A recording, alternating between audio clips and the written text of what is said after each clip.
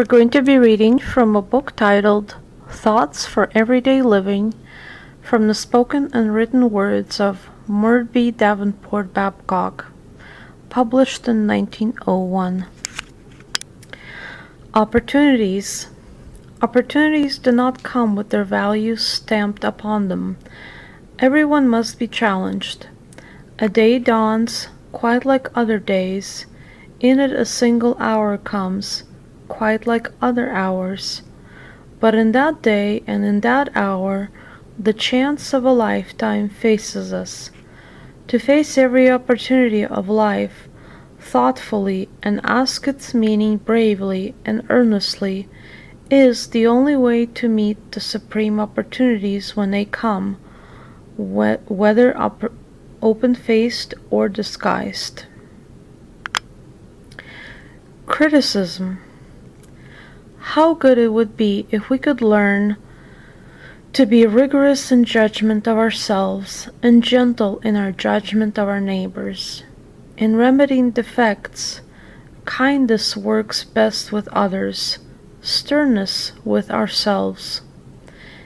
It is easy to make allowances for our faults, but dangerous. Hard to make allowances for others' faults, but wise. If thy hand offend thee, cut it off, is a word for our sins. For the sins of others, Father, forgive 'em. Good intentions. Many a good intention dies from inattention. If, through carelessness or indolence or selfishness, a good intention is not put into effect, we have lost an opportunity, demoralized ourselves, and stolen from the pile of possible good. To be born and not fed is to perish. To launch a ship and neglect it is to lose it. To have a talent and bury it is to be a wicked and slothful servant. For in the end we shall be judged, not alone but by what we have done, but by what we could have done. The rod and the child. Reproof or punishment should never be given for the relief of the feelings of authority, but always and evidently for the good of the disobedient. To punish a child in anger cuts both ways, and, unlike the twice blessed droppings of mercy, is doubly bad, cursing him that gives and him that takes. Punishment should be meted according to the nature of the offense, and not according to the degree of annoyance. Justice is not mercurial and explosive or self-absorbed. Its business is not to relieve its own tension. It should be serene and certain and quiet-eyed. Think twice and pray 3 times before punishing a child. Pain is a friend. Pain is a friend rather than a foe. It stands between extremes of life and death, calling us ever towards life.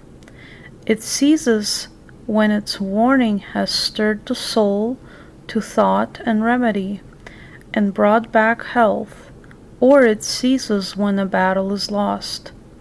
Like a fire bell, it stops when the fire is put out or burned out. Let us not resent it. It has a kind heart, though its hands hurt. An engineer does not like to see a red flag, and yet he is only too glad to see it, that we may know the truth, and so be made free from ignorance and peril, is part of the mission of pain. Wants and needs. Wants and needs are different things.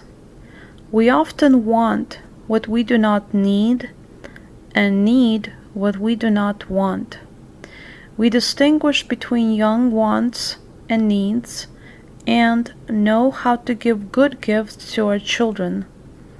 Is not the infinite mind wise enough, and the infinite love strong enough to subordinate our wants to our needs and disappoint us in the short run if we need to be, to develop and delight us in the long one? Real needs overrule incidental wants. We cannot always have what we please. If we are to have what God pleases and what is best for us, to want what God wishes is a swift way to have His wishes come true and to have our real needs amply supplied. Forgiveness. How sure we are of our own forgiveness from God. How certain we are that we are made in His image when we forgive heartily and out of hand one who has wronged us. Sentimentally we may feel, and lightly we may say, to err is human, to forgive divine. But we never taste the nobility and divinity of forgiving till we forgive and know the victory of forgiveness over our sense of being wronged, over mortified pride and wounded sensibilities. Here we are in living touch with Him who treats us as though nothing has happened, who turns His back upon the past, and bids us journey with Him into goodness and gladness, into newness of life. Success or failure. One of the commonest mistakes and one of the costliest is thinking that success is due to some genius, some magic, something or other which we do not possess. Success is generally due to holding on, and failure is letting go. You decide to learn a language, study music, take a course of reading, train yourself physically. Will it be success or failure? It depends upon how much pluck and perseverance that word decide contains. The decision that nothing can overrule, the grip that nothing can detach, will bring success. Remember the Chinese proverb, with time and patience, the mulberry leaf becomes satin. Letting things make the best of us. To make the best of things in the right way is to let things make the best of us. My next duty may be one I do not enjoy, but for conscience sake to do it as though I enjoyed it is to be made a better man. Something that is a great delight to me knocks at my door. To make the best of it is not only to enjoy it heartily, but heartily as unto the Lord, who let me have it. Then by my joys I am made a better man. So with sorrows and disappointments, they are not meant to disfigure, but to transfigure me. Live with God, and all things shall be His servants, and work together for our good and make the best of us. Using our tools while we may. A Christian should hold his tools in general with a loose hand, but in particular with a firm hand. No man knows when he may be deprived of his health, his money, his position, his friends. He must not set his heart on any of them as a final good, as an essential blessing. But upon the tools he has, he must set his heart with great appreciation and concentration, that he may learn how to use each one so as to get the best results inside and out. Love not tools less, but craftsmanship more. Work while you have your tools. The hour comes when you may not have them. What is honesty? The root of honesty is an honest intention, the distinct and deliberate purpose to be true, to handle facts as they are and not as we wish them to be. Facts lend themselves to manipulation. Many a butcher's hand is worth more than its weight in gold. What we want things to be, we come to see them to be. And the tailor pulls the coat and the truth into a perfect fit from his point of view. Oh, to get life out of our sinful and selfish desires and walk in the light as he is in the light, not wishing merely, but willing to live honestly. When sympathy is needed. Sympathy is often better than comfort. Tears call for tears. Jesus wept by the grave of Lazarus, though in the moment he was to turn weeping into singing. Let us not tell a bumped child to be more careful, and say, "You will know better another time," but give the child our kisses and sympathy, and postpone the calculation about moral values. Let suffering know the answering pain of our heart. The best sympathy is often voiceless. The pressure of a hand, the tear-brimming look that says, "I cannot speak, but I have heard." Tears before truth for sorrow, otherwise truth may be wasted on unprofitable soil. What is good hearing? We hear most surely what we want to hear. Out of the interests of the heart, the ears hear. Take heed how you hear, is a bylaw under our moral constitution. What concerns us catches our attention. If kindergarten or photography, if recipes or servants or babies are supreme in our thoughts, we hear about them on all sides. What kind of things make our ears prick up most quickly? The old poet Rogers said, "I have a very weak voice, and if I do not say ill-natured things, no one would hear what I said." He knew too well what interested most people. Could he have counted on us? A practical way to lay down your life. What does laying down of life means to us?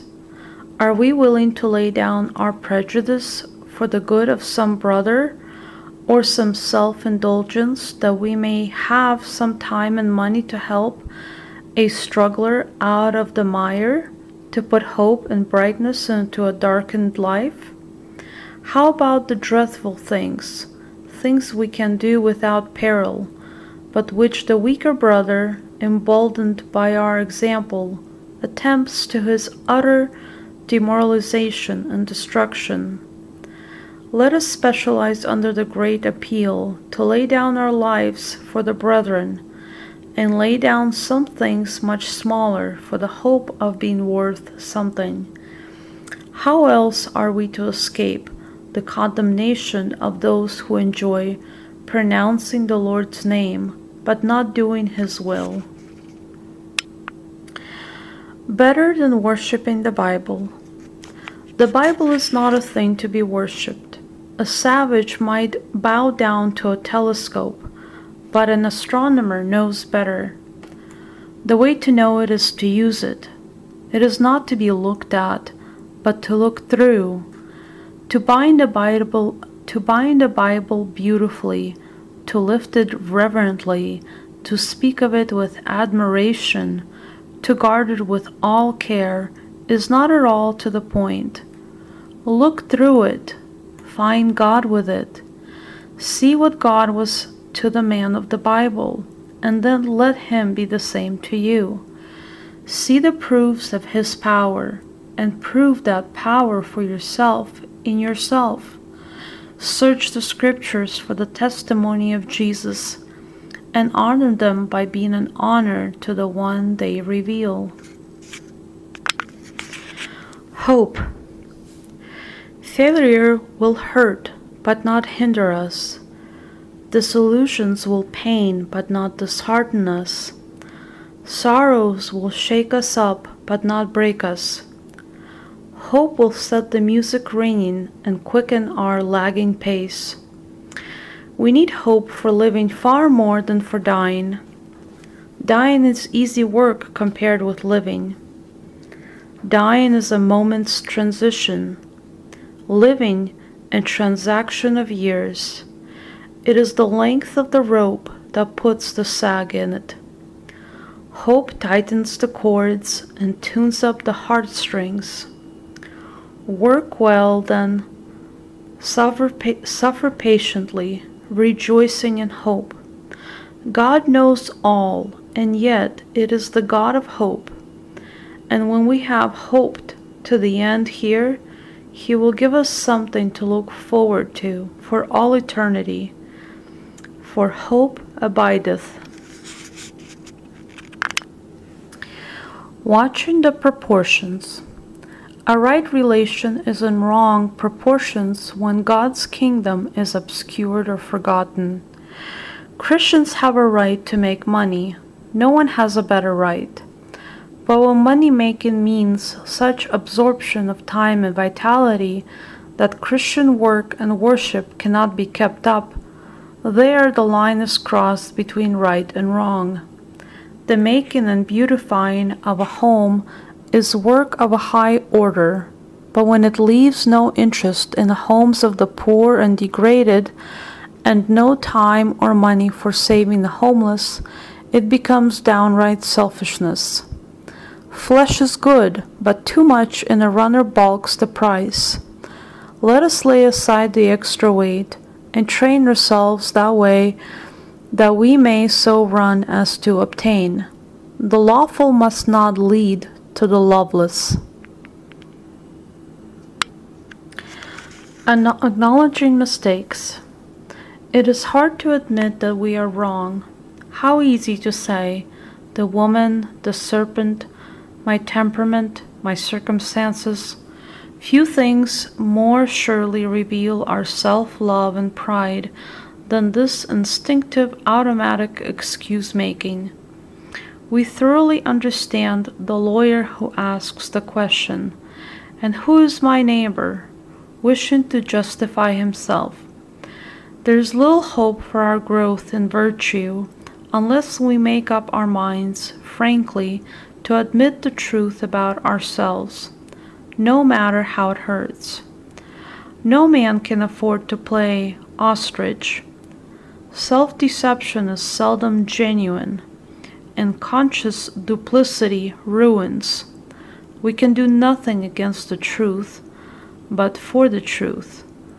To acknowledge our mistakes is not only wise and marks an advance in self-knowledge, but it means self-mastery, spiritual victory. When we pull up a weed, we leave a clean place for a flower.